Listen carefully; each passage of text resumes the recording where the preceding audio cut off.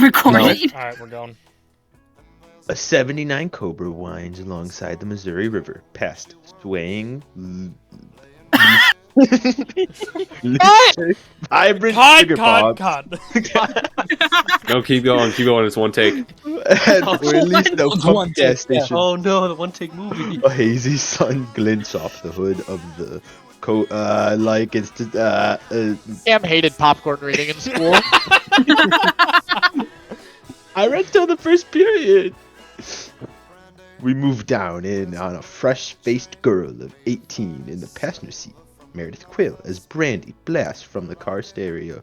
She pushes her fine, feathered hair from her mouth and sings along, out of tune. Do do do do do do do do do do do.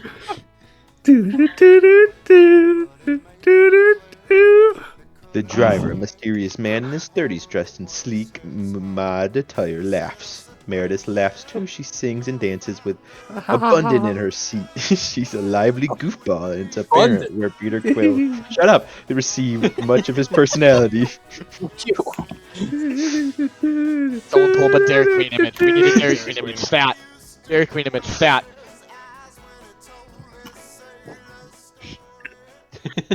What kind of Dairy Queen? Dairy Queen! What's behind the Dairy Queen? The drive-through.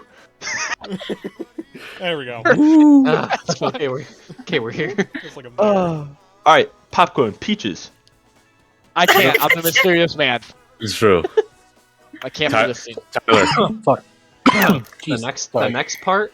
starts with the mysterious man. The mysterious man helps Meredith down the steep hillside into the woods. Brandy, in quotes, continues to play on the car stereo in the lot behind them. Meredith giggles. This way, my river lily. Where are you taking me? Oh no. Tyler? this is you? The mysterious man shows her to a strange spout nestled amongst the trees. A few inches tall and decidedly alien in nature, its delicate limbs twist and turn in a complex pattern. Oh, it's beautiful. The mysterious On man page looks 2. proudly at Meredith with a perpetually excited glint in his eye and the air of a self-empowerment guru. He has intoxicating presence. I was afraid it wouldn't take to the soil, but it rooted quickly. He nods towards the sky between the branches above. Soon it will be everywhere, all across the universe, fulfilling life's one true purpose. Which is what? Expansion. The mysterious man takes her in his arms. He gazes into her eyes. She grows almost teary. I'm not sure what you're talking about, but I like the way you say it. My heart is yours, Meredith Quill. I can't believe I fell in love with a spaceman. And they kiss. Mwah.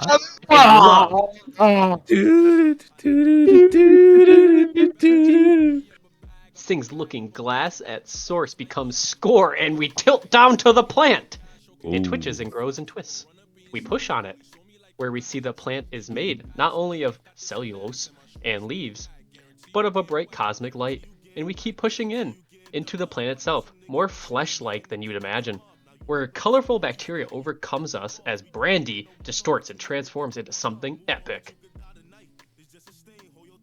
Can we get a Popcorn. Can we get a thunder? Jake Thunder, go! Thunder? What? Just make a thunder sound. Make a thunder sound. Go. This song that's playing right now. We're gonna be 30 here all night. 34 years later. I can take it. I can take it. Popcorn peaches. An artificial golden planet made of interlocking orbs revolves around a blue sun. We push in on thunderous interdimensional cracks on one small patch of planet. And then name a planet. A dimensional crack snaps in the sky overhead. Peter Quill looks from it to an old Mattel Electronics football game converted into a tracker. A red dot approaches. Showtime, a-holes. It'll be here any minute. Which way is it be? It's lost. Quill turns towards Gamora, loading a rifle. Drax, Rocket, and Baby Groot also ready themselves for battle in this grand open-air power station. Dozens of batteries are couched in conductor towers encircling them. Quill, Gamora, and Rocket wearing flying rigs. Is that a rifle? You don't know what a rifle is? I thought your thing was a sword. We've been hired to stop an interdimensional beast from feeding on those batteries' energies, and I'm gonna stop it with a sword? It's only me like I'm fucking stupid. You're the one being consistent. Louder, larger cracks. Something appears to be fighting its way through the sky. Drax, why aren't you wearing one of Rocket's error rigs? It hurts. Hurts? I have sensitive nipples. Rocket, who's working on a pair of Hey, yo, clip that? Rocket was working on a pair of speakers wired to Quill's Walkman. Laughs hard at this. Drax points at him. What about him? What's he doing? If I finish this, we can listen to tunes while we work. How is that a priority? Blame Quill! He's the one who loves music so much. I agree with Drax. I love music. It's hardly important right now. Oh, sure. Okay, Quill. Wink. Rocket winks at him. No, I really agree with him. Sure, I know. Wink. Oh, wow. I can clearly see you winking. Damn, I'm using my left eye? Rocket hears a small growl. Grrr. He looks down and sees Baby Groot, newly unpotted, only 9 inches taller, so angrily throwing aside some foraging Orlin. Then he looks up at Rocket, explaining, Hey, yo, man's Groot.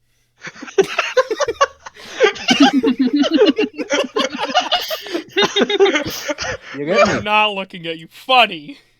an even larger crack. Crack! Rocket throws a gigantic beast. 100-foot-long Lovecraft monstrosity breaks through the interdimensional rift. An obelisk is the color of a pinky mouse with kaleidoscopic and deadly splatter matter pulsing from its maw. Well, that's intense.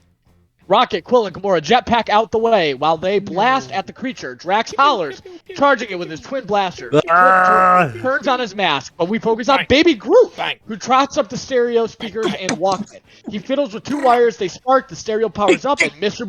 Blue Sky by Electric Orchestra plays. The credits start. Baby Groot dances in focus in foreground as the Guardians get pummeled by the beast out of focus in the background. Baby Groot's dancing is rhythmic, and many of his dance moves are nonsensical mixtures of trembling, swaying, and making weird faces. But it is joyous. As Groot struts, Quill comes rolling behind him. As he stands, he sees Groot dancing and looks at him, worried.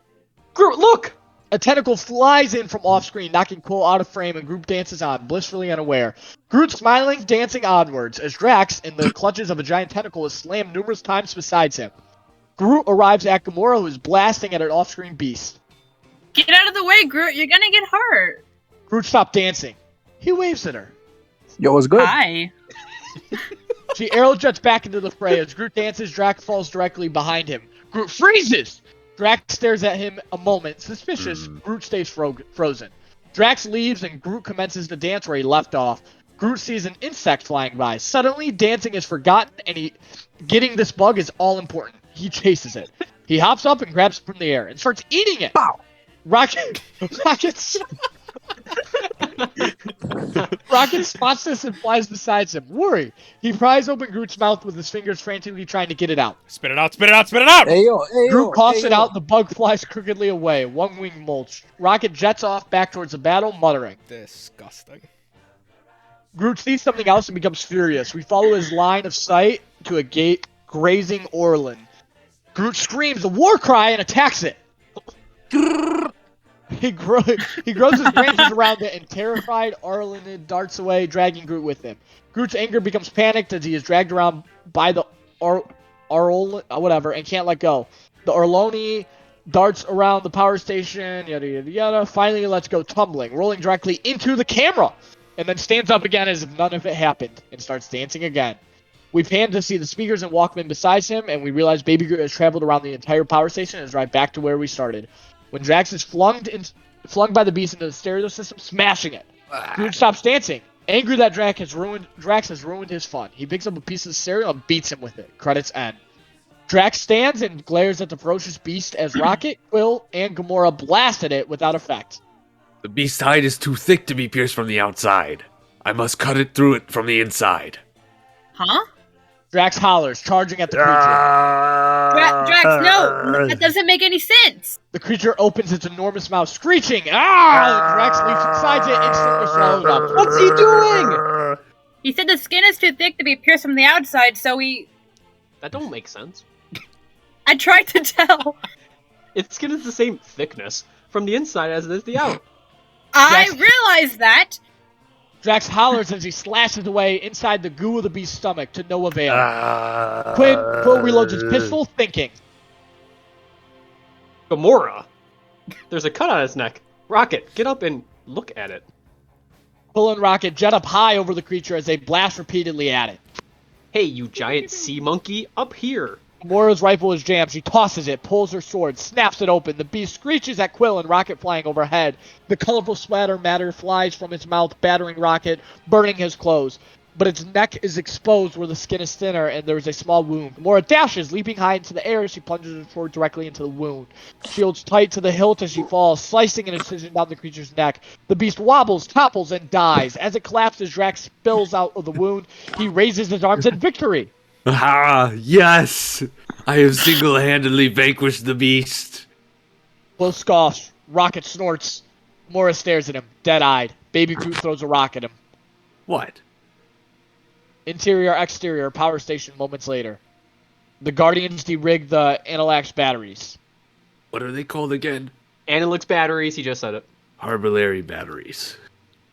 It's nothing like I just said, but they're worth thousands of units apiece, which is why the Sovereign hired us to protect them. Rocket pulls out one of the Analux batteries, checking it out. Gamora, Drax, and Quill walk on, and Rocket stays back a moment. Quill nods down the walkway where Golden Sorvine citizens stand at the edge of the station, gawking. Gawk, gawk, Just gawk. be careful what you say around these folks. They're easily offended, and cost of transgression is death. Sounds judgmental for a bunch of golden morons. That's the kind of thing you might want to keep to yourself. I'll hold my tongue as long as they deliver what was promised. Exterior, Leia the Highest Priestess. I might need a popcorn switch because my pizza is done. I gotta get the pizza out the oven. Uh-oh. They only rolled Yeah, it. hang on. Cam, what are you doing Hold right on. now? Is Cam, Cam you been asleep? following? I wouldn't be surprised if Cam's asleep. Popcorn Mike. Alright. Alright. An enormous golden palace in the shape of a globe, dappled by morning sunlight. Who's Ayesha? Well, let's look I at used to it. die years ago. Cameron. Is that me? Yeah? Are you Cam? We thank you. No, I thought it was Mantis. Oh, you're about you, multiple. We thank you, Guardians, for putting your life on the line. We could not risk the lives of our own sovereign citizens. Interior, lair of the High Priestess, day. High Priestess Ayesha is stunningly beautiful with golden skin. Her chambermaids and other denizens flutter throughout her luxurious lair, all of whom are equally perfect. Every citizen is born exactly as designed by the community. Impeccable, both physically and mentally. We control the DNA of our progeny, germinating them in birthing pods. I guess I prefer making people the old-fashioned way, like sex. Stacks. Well- Roll credits. Perhaps someday you could give the history lesson in the archaic ways of our ancestors. I mean, if it's for academic research, purposes. that could be pretty repulsive. I'm not really into the kind of Quill sees casual- Gamora staring at him. I already said it. Still sees it. I'd like this line to be read again, please. Oh, please! Your people promised something in trade for our services. Bring it, and we shall gladly be on our way. Nod. Ayesha nods. Oh. Two soldiers emerge with a woman in a hood and cloak, her wrists bound by shackles. They shove her to her knees and yank back her hood, revealing Nebula. Her clothes are tattered. Her hand is now just a low-tech metal claw. She glares at Gamora. Gamora glares at her. Quill looks from one to the other, feeling the tension. Family reunion, yeah. I understand she is your sister. Gamora. Oh, never mind. Gamora, roughly pick her up. Can we get some music? Come get some music. Gamora roughly picks Nebula up, starts to go. She's worth no more than me than the bounty due for her on Alexander. Our soldiers apprehended her, attempting to steal the batteries. Do with her as you please. Thank you, High Priestess Ayesha. Will starts to go. I go. What is your heritage, Mr. Quill?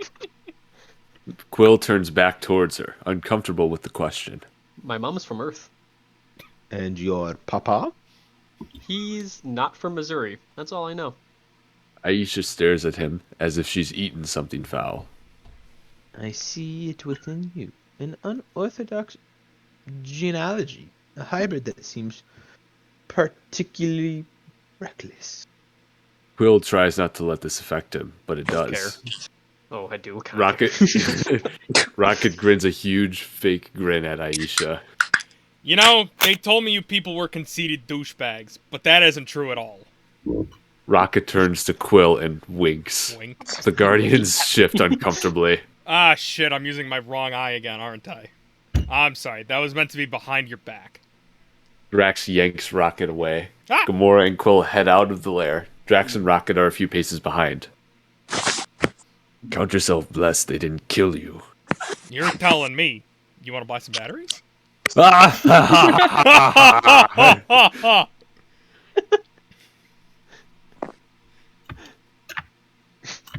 Am I still going? no, Or Lakeshore High School. should I popcorn? I'll popcorn back to Peaches. Google Lakeshore High School. Lakeshore High School. Someone else take it. I just want to eat. Are a you little kidding bit. me? Dude, I haven't eaten all day. Relax. You should really take more care of yourself. Who's not in All this right. scene? Where are we? I'll keep going then. Okay. Thank The you. Milano- I'll come back as narrator once I'm done. The Milano rises into the blue sunset over the sovereign space dock filled with golden capsule-shaped ships. Rocket works the controls as they rise up. He speaks into the comm. Let's get Baldy back to Xandar and retrieve that bounty. Interior Milano lower flight deck outer space. Groot lies on the rear window, peeking out the back as they pass overhead. Hey, yo. On the cassette player, Awesome Mix Volume 2 is playing. Oh, big We booty pan shots. away from it, moving in on Holy. Quill, looking perturbed as he takes off his jacket. Gamora is nearby, putting shackles on Nebula.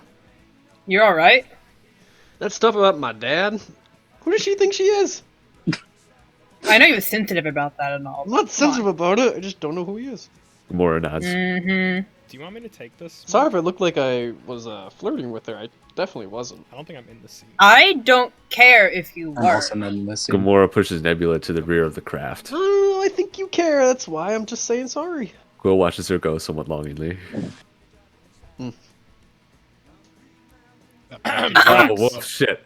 Well, Jake take the lead narrator. Yeah, I'll switch narrative. Or narrative. Gamora is not the one for you, Quill. Quill is startled to see Drax directly behind him. Ah, Drax! Oh, it's There- just you. There are two types of being in the universe. Those who dance, and those who do not. Okay. I first met my beloved at a war rally. More. Everyone in the village flailed about, dancing. More. Except one woman, my Ovette. I knew immediately she was the one. Quill nods, trying to be polite. The most melodic song in the world could be playing, and she wouldn't even tap her foot. She wouldn't move a muscle. One might assume she was dead. That's pretty hot, but... It would make my nether regions Engorge. gorge. Alright, well, that's fascinating. Didn't need to hear that. I get your point, though. I'm a dancer, and Gamora's not a dancer. Drax smiles kindly, clutches Quill's shoulder. You just need to find a woman like you, who is pathetic, like you. At the rear of the ship, Gamora roughly restrains Nebula. Nebula notices a bowl of fruit. I am hungry. Hand me some of that yarrow root. No, it's not ripe yet, and I hate you. You hate me? You left me there while you stole that stone for yourself? Yet here you stand, a hero, a guardian of the galaxy. What? Nebula stares at her, confused. Guardians of the Galaxy. Oh, Roll credits. Why would we be the Guardians of the Galaxy? I don't know. I thought it was stupid. Yeah, it would be, you dumbass. It's still wordy. Watch the language. I wasn't the one who thought of it, man. Your name doesn't matter. I'll be free of these shackles soon enough, and I'll kill you, I swear. No, you'll live out your days in prison on Xander, wishing you could. Warning lights flash. Gamora moves up from the stairs. Rocket and Quill are in the pilot seats. Drax is moving up from the back. We got an armed Sovereign fleet approaching from the rear end. Gamora takes the center seat, sees a rear view scan. Golden, capsule-shaped Sovereign Omnicraft with a video screen on front and a blaster on each side, getting closer. Yeah, I said it was.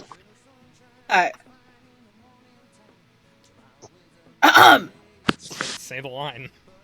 I did. Line. Why would they do that? Probably because Rocket stole some of their batteries. Quill and Gamora look at Rocket, astounded. Rocket gawks at Drax, betrayed. Dude! Oh, right. He didn't steal one of those. I don't know why they're after us. What a mystery this is. The Sovereign fire upon the Milano. Quill does his best to evade their blasts. What were you thinking? Dude, it was really easy to steal! Line. Panda. That's your defense? Come on! You saw how that high priestess talked down to us. I'm teaching her a lesson. Oh, I didn't realize your motivation was altruism.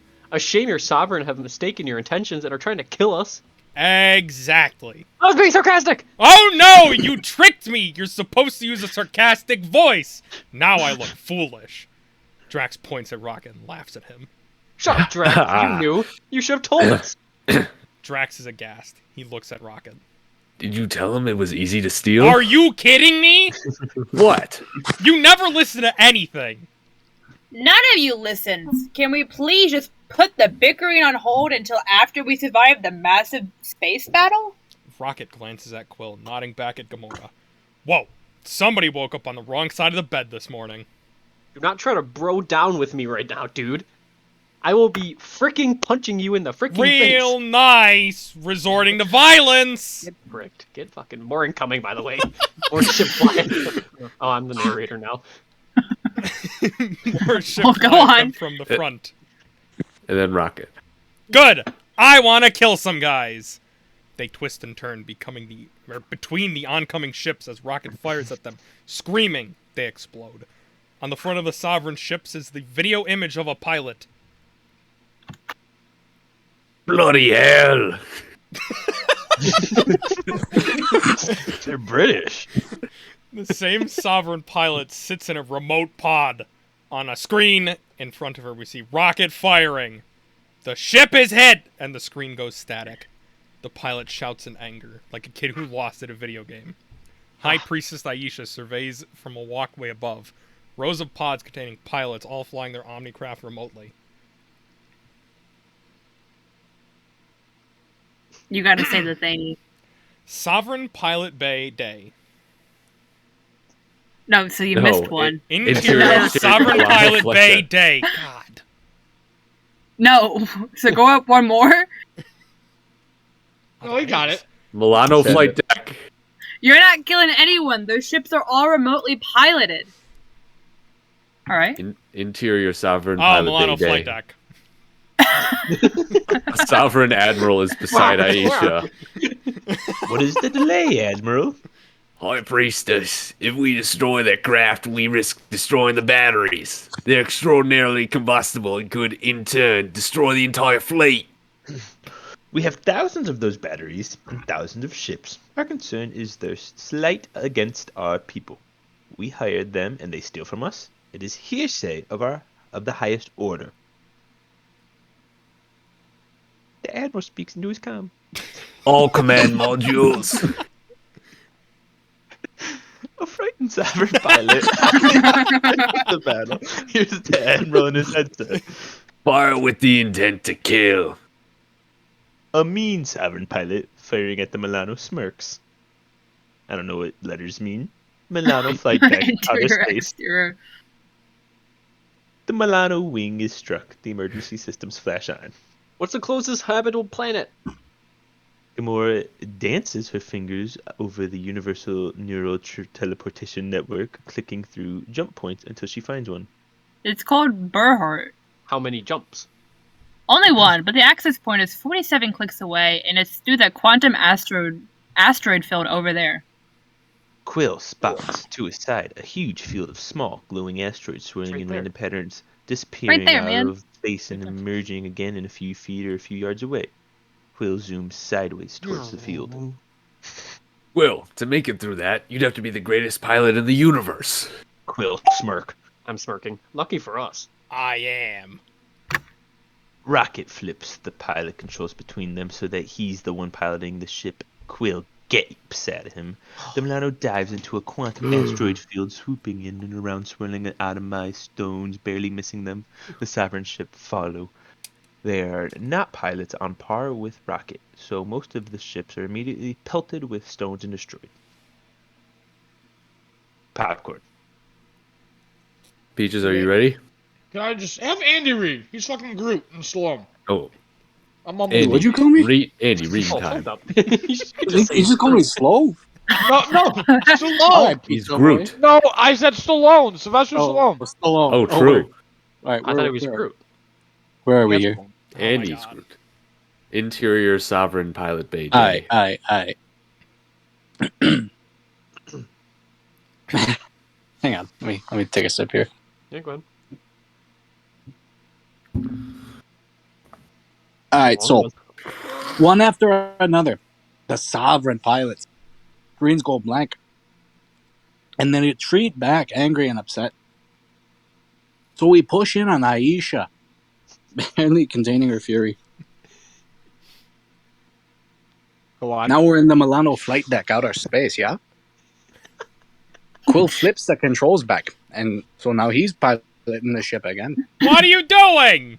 I've been flying this Jeep Patriot since I was 10. I was cybernetically engineered to pilot a Jeep Patriot. Yo, so Quill bounces the controls back to him, see? You're a douchebag. And so now Quill bounces the controls back to him. Please stop it. Cool, later on tonight, you're gonna lay down on your bed, and there's gonna be something squishy in your pillowcase, and you're gonna be like, "What's this?" And it's gonna be because I put a big stinky dookie in there. You wouldn't. You would. You. And now fucking the controls switch back again. It will not. You- If you put a turd in my bed, I shave you. You will not shave me because it won't be my turd. It'll be Drax's.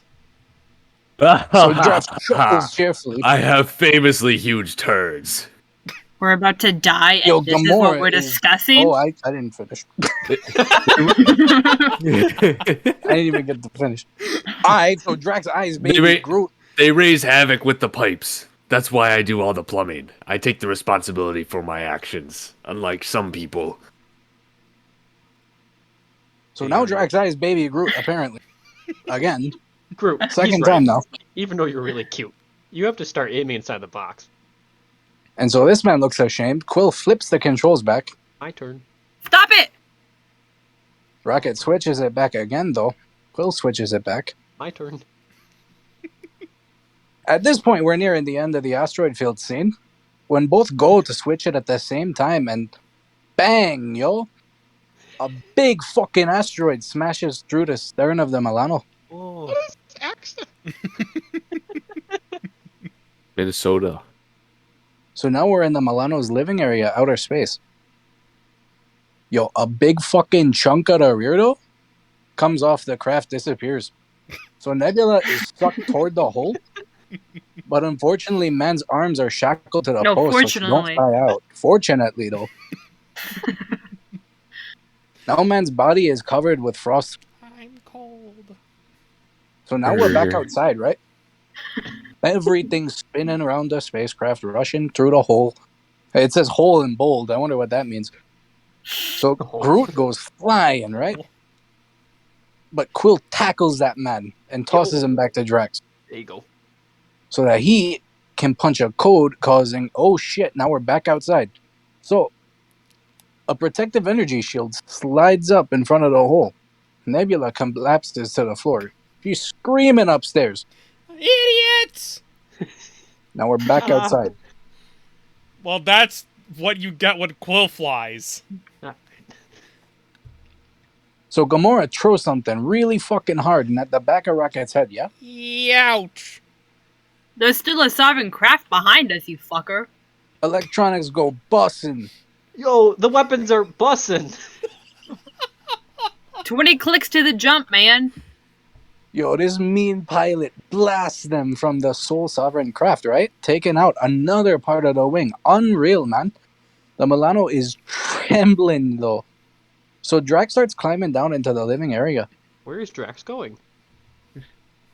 So now we're interior Sovereign Bay during the day. So there's like a group of pilots, and they have gathered around the mean pilot scene, and now they're rooting them on like kids at a video arcade. Come on, Zalek, you can do this. So now we're back in the Milano in outer space, right? Nebula sees the bowl of yarrow root is spilled in front of her.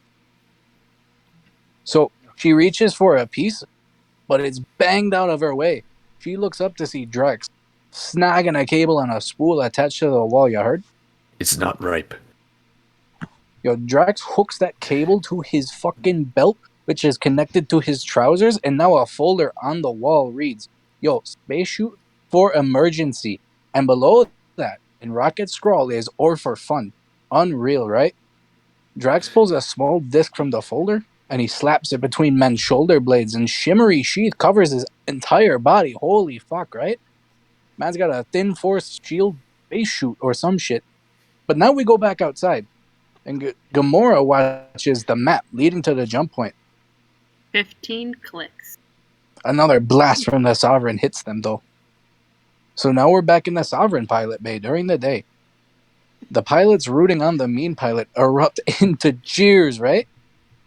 So, Milano living area, outer space, Drax grabs a big fucking rifle, right? And he punches the buttons on the wall. So a second protective shield opens up between him and Nebula. The first protective sheet opens, and now he's exposed to space. So now we're back into the Sovereign. The mean pilot watches in awe as Drax jumps out the back of the Milano, right? So now we're back in the Milano, of course. Drax smiles, the cable unspools and snaps taut when it reaches its end. Yo, Drax is taken haphazardly, bro, by the Milano like a water sled on a boat. So Milano flight deck. On the map, the jump point gets closer. Oh, 10 clicks. You'd think it'd get closer, right? But Yeah, like 10 clicks now- closer. the mean pilot is just shooting haphazardly, right? At Drax. He's missed by inches, bro. Spin the block, no ting, bro. Drax brings the sight to his eye, aims the ship. What does he say? Spaceship! That's right. Yo, he shoots blasting the ship, though. So we go back to the Sovereign, and the mean pilot's yelling at the top of his lungs as the light goes out, right? The frightened pilot shakes his head in disgust. Unreal. You suck, Zalek. Xylek is fucking pretty chiffed about that one, bro. So we're back in the Milano, and Quill and Rocket leave the asteroid field, but it doesn't. It seems like they're scot-free. 5 clicks. Then, unreal, right? Dozens of Omnicraft pull around on them on both sides. Shane. Son of a... They went around the field. Ayesha's cheesing. It Wow. looks like the end of the road for the Guardians when there is a blinding burst of big fucking light and all of the Omnicraft implode. And so now we're back during the day. Ayesha watches in shock as the screens in the pod go dummy dead. Someone's destroyed all the ships. What? Who? Admiral is scratching his head, right? So now we're back in the Milano. So Rocket sees the big bright white light is what I meant to say, scene. So it's emanating from the oval shaped space. Popcorn all my lines. What is that? Quill sees the flickering flamework of a jump point, right? It don't matter. That's the jump point. Go, go, go, go. And as they're about to reach the jump point, Rocket sees a man standing casually at the top of the oval ship. Light busting through his body and the craft. Unreal. Source of the explosion. It's a guy. Quill still doesn't see as Milano disappears into the jump point. Now we're back in the living area, directly above Berhart. Right? Seen? Mhm. Hang on, one sip. I can take over whenever now.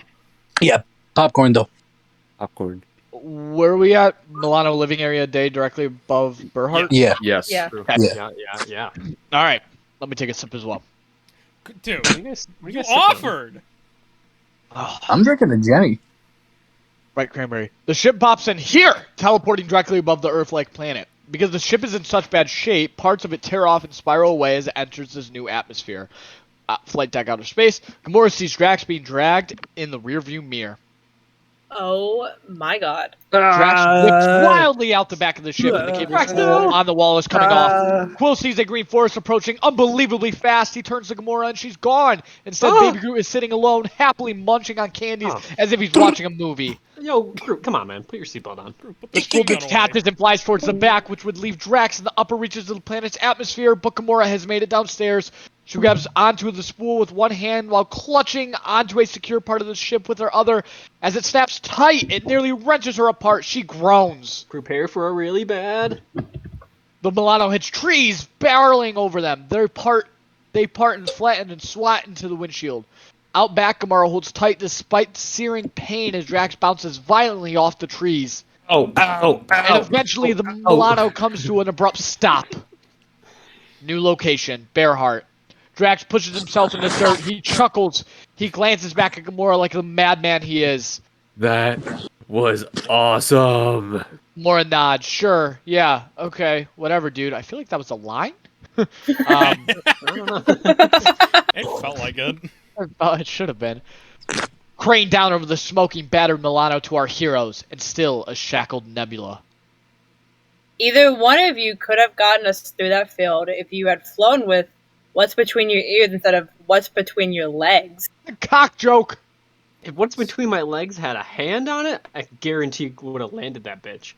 It's not Hey, funny, yo. Peter. We almost died because of your arrogance. Or like because he stole Anilex's batteries. They're called Harbulary No, batteries. they're not. You know why I did it, Star Munch? Quill fumes. Do you?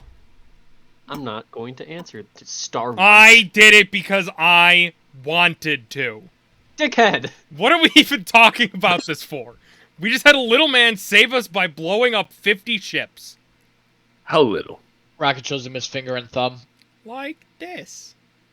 A little 1-inch man saved us? Well, That's if we got enough. closer, I'm sure it'd be much larger.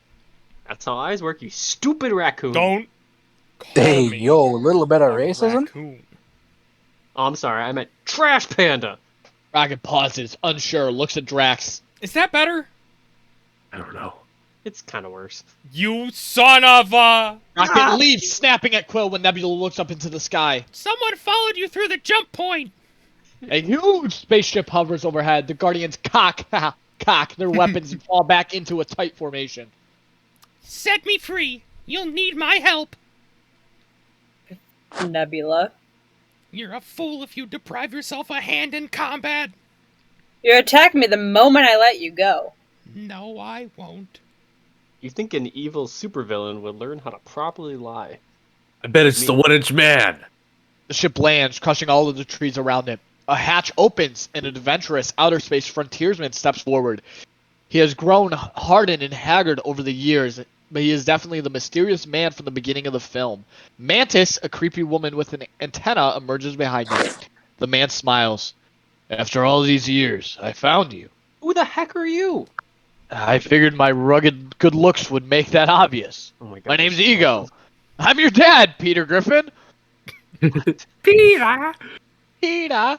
Quiet, a planet mostly water with white icy patches of land revolving around two overlapping suns. New location! Contraxia. Snow falls gently over the sleeping pastel-colored town of wood and stone buildings. Push in on the Iron Lotus, a robot brothel and saloon. Assorted ravagers, including Kraglin, as well as some robotic crusaders, are drunk and giggling, trying to catch snowflakes with their tongue. semi-location change outside during the day. Yondu is staring out the window as he puts on his pants. He looks utterly disconnected and alone. Behind him are 3 robot counterparts. One pushes a button on her neck and she powers down. Yondu, come on down! Yondu looks down at the street where an old Ravager, Tulk, drunkenly dances, waving for him to join. Yondu exits his suite. 2 bodyguards, Brawl and Half-Nut, salute and follow him as he descends down the stairwell. At the bottom of the stairs, a group of Ravagers in blue uniforms laugh. A gruff old warrior, Stakar, and a man seemingly made of diamonds, Martin X, are among them. Yondu stops when he sees them. He's struck. Stakar laughs and tells a story. It was like, hey, dude, I love you, but you're crazy now. You always been, you know. Yondu approaches Stakar with trepidation. Stakar! Wait, who's Yondu? I'm Yondu. Pages. That's right. Okay. Yeah. Stakar is surprised to see him. Been some time. Been some time. Oh, wait. That's me. Ah! Peaches all narrate. Popcorn. Been some time. Been some time. Seems like this establishment is kind of disreputable. Ugh. The blue coats turn and walk away. Stakar. Stakar glances at the proprietor as he passes her. Yeah, 100 Ravager fictions. Sneaper, you just lost the business. I don't know how to do alone. You just lost the business in 99 by serving one. Please, sir. Sir! Yondu stands there for a moment, hurt, as they head out the door. But little by little, his hurt turns to rage, and he follows. Exterior of the Iron Lotus day. Yondu trots quickly towards Stakar and the others. You can all go to hell. I don't care what you think of me. Stakar swirls around him, furious. Yeah, and what are you following us for? Because you'll listen to what I got to say. Yeah, I ain't gotta listen to nothing. You betrayed the code. The Ravagers don't deal in kids. I didn't know what was going on. Yeah, you didn't know because you didn't want to know. Because it made ye rich. I demand a seat at the table. I wear the flames, same as you. You may dress like a pirate, but you won't hear no horns of freedoms when you die, boy. And the colors of Ogord will not flash over your grave. More. You think I take some pleasure in exiling you? You're wrong. You broke all our hearts. Stakar and the others storm away. Martin X stays a moment, staring at Yondu, and then moves on too. Yondu is left alone, shaken as the white snow falls gently on his blue face. Nearby, a monstrous Ravager leans in toward Kraglin. Tulk, Geth the Ravager, Ablo, and Wretch. As he eyes Yondu, he whispers, I think this is Tasterface. First Quill betrays us, and Yondu just lets him go, scot-free. Now he's getting all riled over nothing. We followed him, because he was the one who wasn't afraid to do what needed to be done. Seems like he's going soft. If he's so soft, why are you whispering for? You know I'm right, Kraglin. You best watch what you say around the Catman, Tay. Who the hell is that? Tulk stops when he sees High Priestess Ayesha approaching beside them. The chambermaids roll out a long blue cloth so that she doesn't touch unconsecrated ground. She stops at the carpet's end, does her best to force a smile. Kim's not here. Who wants Ayesha? The answer is not Peaches. I'll do it. Yondu, I have a proposition for you. Oh shit, it's Ayesha. Yondu looks at her. Ayesha. Ayesha. When your mother passed away, I hired Yondu to pick you up. Exterior campfire Crash Milano, night. Quill sits around a campfire with Ego, Mantis, and the others eating. Ego indulges heartily. I would have done it myself, but I was in the midst of an outlandish adventure at the time, battling demonic forces to save this dimension, or some such nonsense. I can't quite recall. It all bleeds together after a while, you know? But instead of returning you, Yondu kept you. I have no idea why. I was a skinny little fucker who could squeeze into places adults couldn't. Yeah, you were I a was a little little skinny thief. little fucker. Yeah, you I were. was. Yeah, I've been trying to track you down, and you're a skinny little fucker. I thought Yondu was your father. What? Drax stares at him. We've been together all this time, and you thought Yondu was my actual blood relative? You look exactly alike. One's blue. He wasn't my father. Yondu was the guy who abducted me. He beat the shit out of me, so I learned how to fight, and he kept me in terror, threatening to eat me. Eat your pussy. That's what I said. Oh, that son of a bitch. How'd you locate us now? Even where I reside, out past the edge of what's known, we've heard tell of a man they call Darkweir. He Oh, stands. Star-Lord. That's me. He stands, handing his dish to Gamora. Say we'd head out that way now. Your associates are welcome, even that triangle-faced monkey thing there. Whoa, whoa. Rocket, self-conscious, feels Can't his say nose. that, man. He's a I raccoon. promised you, it's like no place you've ever been. And there I can explain your very special heritage, and finally be the father I've always wanted to be. The story hits home for me, guys.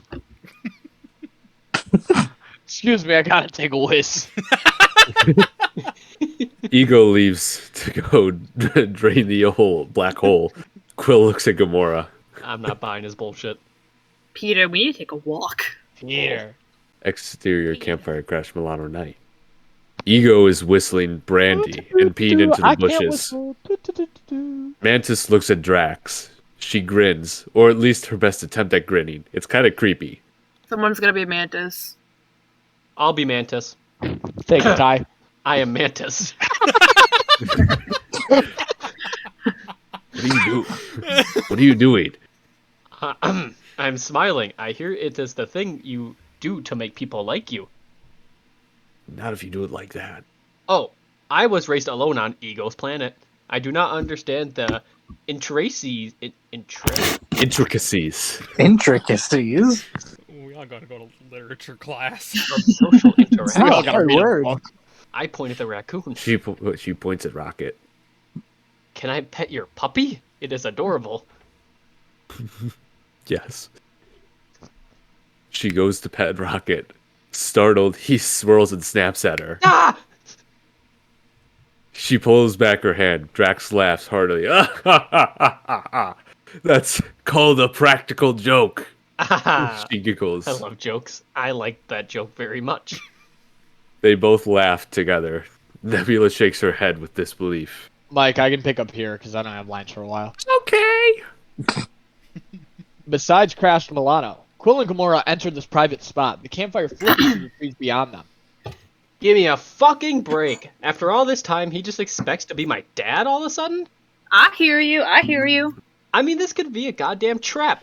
The Kree persist, the Ravengers, now the Sovereign, they just want us dead. I know, but But what? what was that story you told me about Zardu Hasslehoff? I don't know what you're talking about. The wonderful television scener man. He had a magical boat? Oh, David Hasselhoff. Right. Oh, he had a talking car, not a magic. Why did it talk? Just to be a good friend, I guess. And as a child, you carried his picture in your pocket, and you told the other children he was your father, but he was out of town? Yeah, I don't, shooting Knight Rider of touring in his band in Germany, I don't know. Why are you bringing this up? I was drunk when I told you that. I love that story. I don't, because it makes me sad. And I was just sad because I saw other kids off playing catch with their dads. That's all I wanted, more than anything in the world. Gamora takes Quill's hand in her own. My point is, maybe That's this man is your Hasslehoff. Yeah, it's I funny, know but- it's a long shot, but I lost my father as a child. I'd give anything. Quill nods grudgingly. If he ends up being evil, we'll just kill him. Quill chuckles. Oh, yep. What's funny now, bitch? Nothing. Okay. Interior, exterior, Crash Milano, inside the ship. The chain. Play the chain right now. Keyboard flies.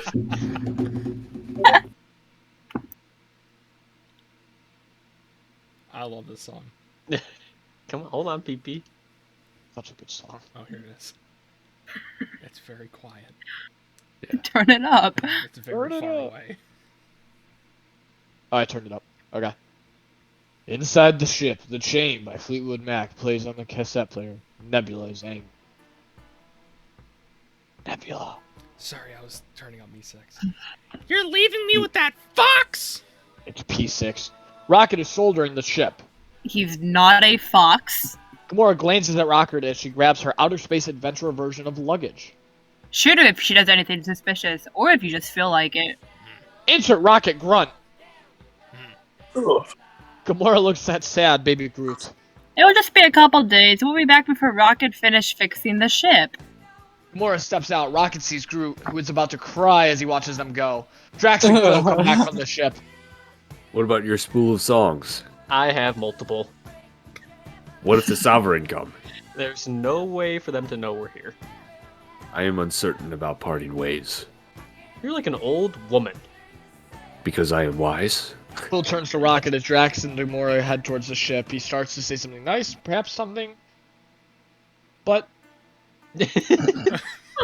Hope Daddy isn't as big of a dick as you, orphan boy. Hey, yo. Quill just shakes his head and snickers.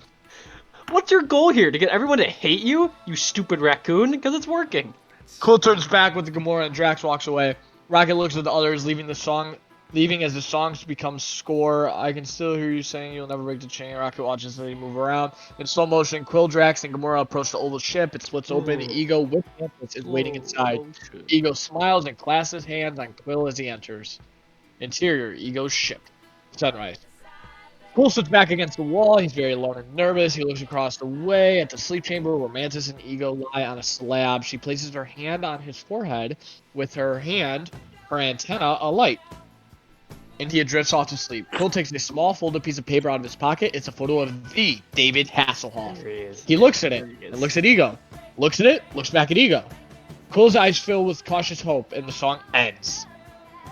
Ego's ship rises, blocking out the sun. The orb moves through the rainbow funnel of space and time, technology beyond what the Guardians know. Quill and Drax are drinking tea and laughing with Mantis. This is gonna be weird. Mantis, can I ask you a personal question? Oh, no one has ever asked me a personal Daddy, question. want me to take Mantis? No. Leave it. The antenna. What are they for? Their purpose? Gamora enters, pouring herself some tea. Yes. Quill and I have a bet. You're not supposed to say that. I say that if you're about to go through a doorway that is too low, your antenna will feel this and stop you from being decapitated. Just making it clear, if it's anything else, any other answer, I win. Gamora smiles, warmed by the good nature, by now familiar bickering between Quill and Drax. They are not for feeling doorways. Damn. I just lost my entire life savings. 3 pairs of pantaloons. I think they have something to do with my empathetic abilities. What are... If I touch someone, I can feel their feelings. You read minds? No. Telepaths know thoughts. Empaths feel feelings, emotions. I look at myself. She looks at Quill. May I? Quill doesn't stop her. Mantis cautiously touches him. Her hand quivers as his emotions shoot through her and her Your hands antenna are so alight. sweaty. She is moved. You feel love. Yeah, I don't know, maybe. I have a sort of general unselfish... No, romantic. You want to have sex. No, Oh, no, that's no, I gonna be don't. Weird. Mantis nods at Gamora. For her. No. Gamora is embarrassed. Drax starts laughing uproariously. She just told everyone your deepest, darkest secret, Quill. Drax, no, that's an overreaction. Drax slaps his chest. Do me. Mantis touches Drax. She grins brightly. Oh, Drax. I have never felt such humor. She starts giggling, and before long, she and Drax are laughing hysterically. You gotta be kidding me. Drax and Mantis both point at Quill, clutching onto each other and falling over with laughter. Quill's humiliated. That's so incredibly uncool. Mantis wipes the tears from her eyes, composing herself. She goes to touch Gamora, who grabs her wrist through her clothes. Touch me. The only thing you're gonna feel is broken... What? Fuck. The only thing you're gonna feel is a broken jaw. Yeah, man. Mantis smiles, nods back anyway. Nods back away. I can also alter emotions to some extent. Like what? If I touch someone who is sad, I can ease them into contentment. For a short while, I can make a stubborn person compliant, but I mostly like it to help my master sleep. He lies awake at night, thinking about progency. Well, look, sir. Do one of those on me. Mantis touches him. He grins expectantly. You're so sweaty. Sleep. Drax collapses instantly asleep. Mantis smiles at the others, hoping she is pleased. Quill and Gamora look at Drax snoring. They're surprised. Is that real? It's kind of like if someone put a baby's head on a big muscular body, isn't it? Fade. So muscular. Black. Big. Oh my god. Alien insect chirp.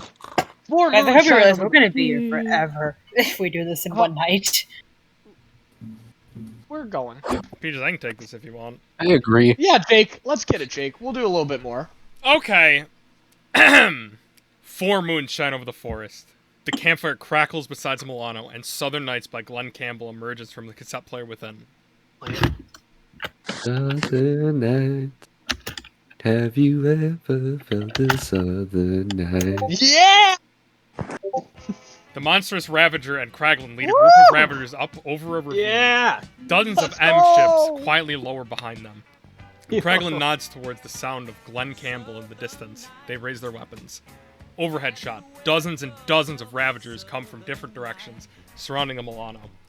One Ravager cluster, led by Half-Nut, creeps close enough to the Milano that they see the lights within the vehicle and can hear Rocket inside humming along to the song.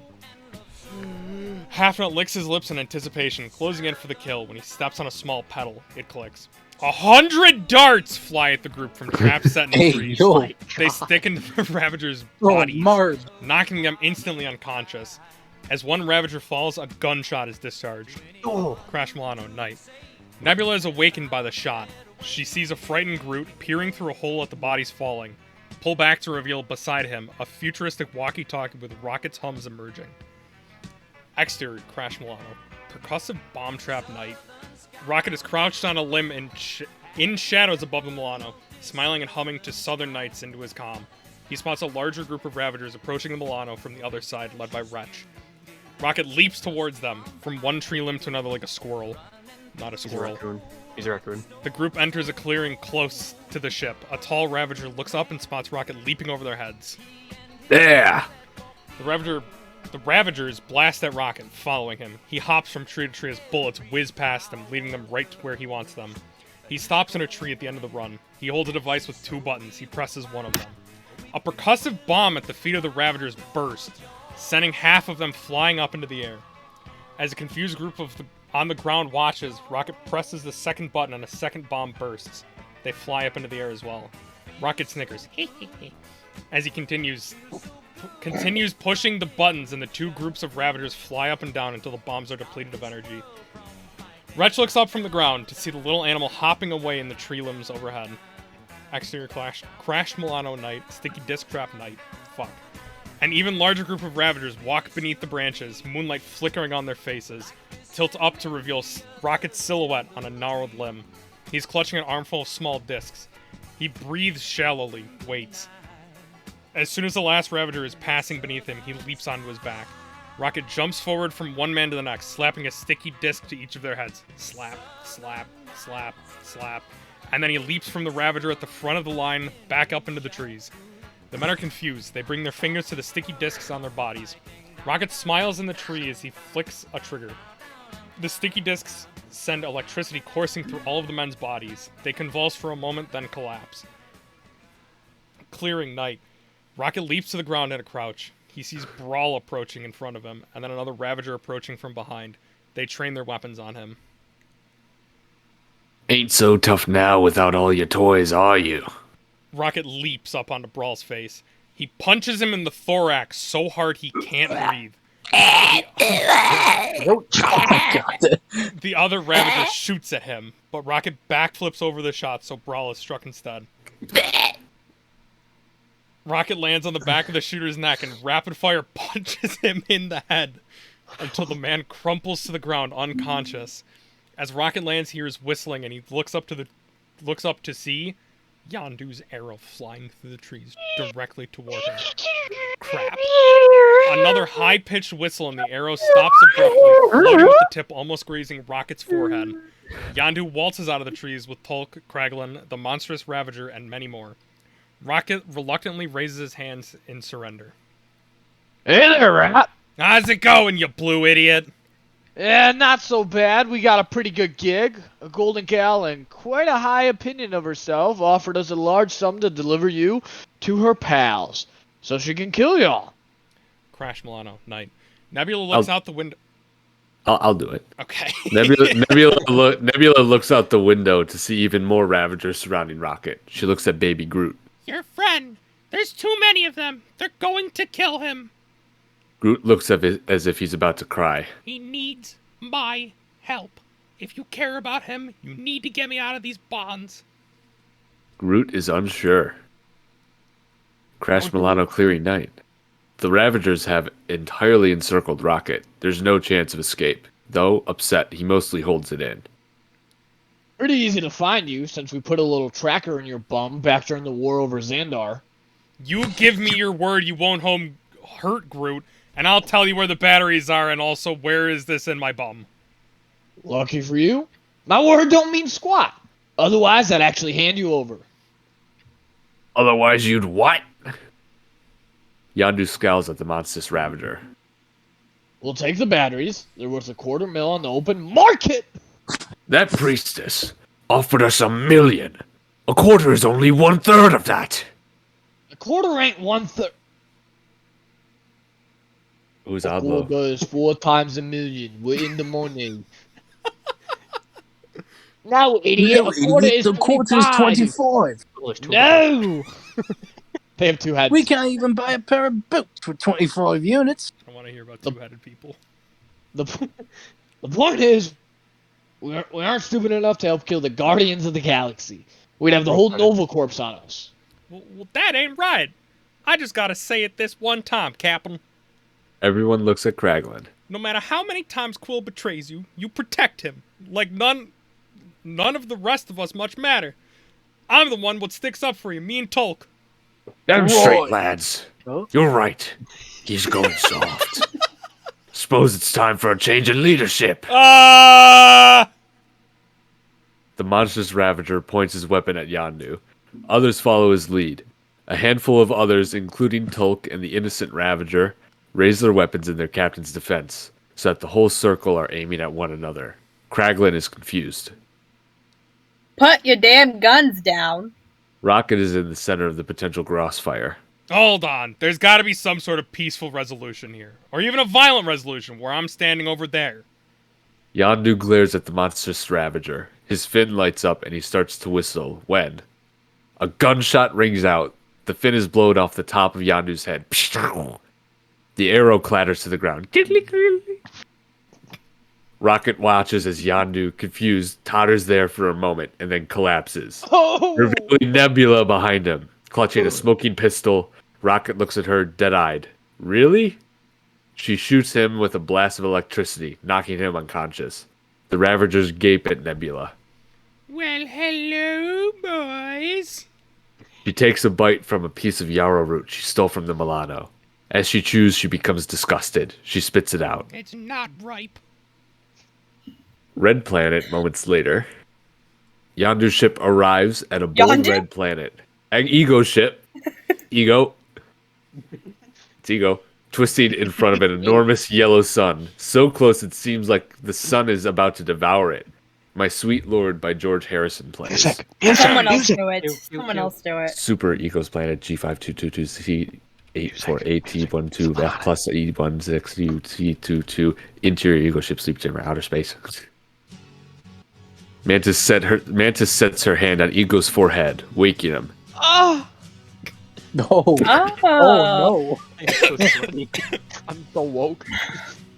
Ego's ship lands at a spaceport. It organically joins the spot where it lands, strands of material actually linking up with the landing pad itself. From the front of the craft, a floating tram emerges, with Ego, Mantis, Quill, Gamora, and Drax. As the tram glides towards its destination, the Guardians are overwhelmed by transcendentally splendid surroundings. The plant life is colorful and alien. Tall, twisting obelisks seem to have no function other than beauty itself. Welcome, friends, to my world. Wow, you have your own planet? But a trifle, no larger than your Earth's moon. Humility. I like it. I too am extraordinarily humble. Even Gamora smiles at the wonder of it all. Multicolored mercurial clumps float by. Drax pokes one, and it bursts into a dozen vibrant hues. Tram/palace. Ahead of them looms an astounding palace atop a mountain. It's beautiful. The tram stops. They step off it toward the palace. Ego steps beside a large fountain. Peter, consider this a token of your father's pride. Ego motions. The waters of the fountain fall away, revealing a giant statue of Star-Lord. Quill stands heroically, with foolish-looking Gamora kneeling around him worshipfully. A Gamora? memorial, It works. a memorial to the war over Xandar, when you single-handedly saved the galaxy. Single-handedly? Wow, it's perfect. You even got my packs. You've gotta be kidding. Why am I dead? Why did you all kill me? That's Roan. That's Roan. That's you. Drax is sitting on Quill's shoulder with the raccoon tail. When was I that tiny? Want me to take over? Gamora shakes her head in disbelief. They step past the statue and onto the steps approaching the palace. You own a planet and can destroy 24 spaceships without a suit. What are you exactly? I'm what they call a celestial, sweet cheeks. The Guardians stop behind him, astounded. A celestial sweet cheeks? Like a god? Small G, son. At least on the days I'm feeling humble as Drax. He laughs and walks up the stairs. Inside the palace moments later, Ego saunters with God. Quill, Gamora, Drax, and Mantis. He doesn't fucking shut up. Through the enormous open doors, towards huge dioramas lining either side of the palace like cosmic stations of the cross. This form you see before you is only an extension of who I truly am. I don't know where I came from exactly. The dioramas around him begin to animate. In the first flickering brain, a polygram chromatic light. The first thing I remember is flickering, adrift in the cosmos, utterly and entirely alone. The flickering brain pulls cosmic dust and rocks into itself, ingesting them, growing. Fed on the matter around me like plankton from SpongeBob, that green little devil. I grew smarter and stronger. Oh no, I've lost my place. Hold on. A hard metal shell forms around the brain, with channels running through for his energy to flow like rivers. I formed a sheath to protect myself from the elements. Ego continues developing outward from the shell, growing the planet, then its beautiful landscapes and structures. He's growing. And continued building from there, like a boner in the morning, layer by layer, the very planet you walk on now. I built the spires reaching up to the sky and the tunnels burrowing into its depths. Wow, that's like a boner in the But morning. It's like a boner in the morning. I ain't no ant to be fulfilled solely by labor. I wanted more. I desired meaning. In the core shell, the self chamber, the flickering brain floats alone, perhaps sad like a boner in the morning.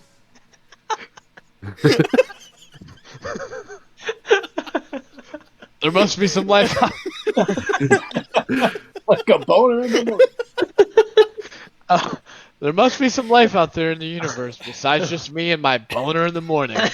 I thought I set myself find the task of finding it. Me and my morning wood. The brain grows a skeletal framework of